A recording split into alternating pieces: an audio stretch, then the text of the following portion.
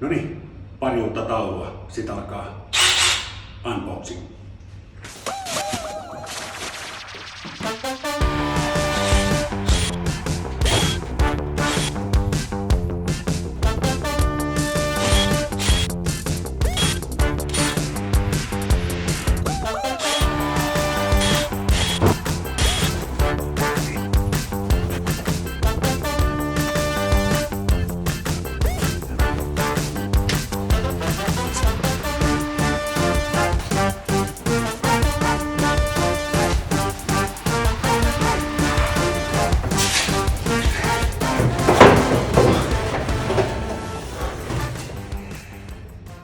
Toista oli aikanaan 10 kanssa.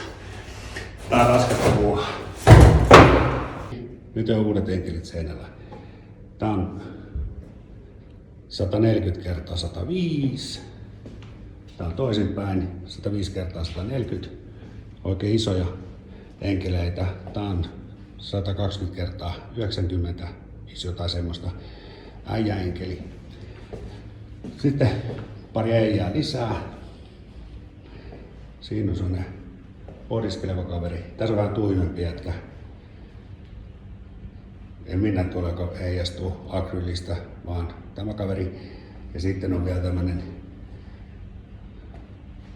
laitapuolen enkeli. Noin. Nämä on 120 kertaa 95 tai jotain 90 suunnilleen. Semmoset.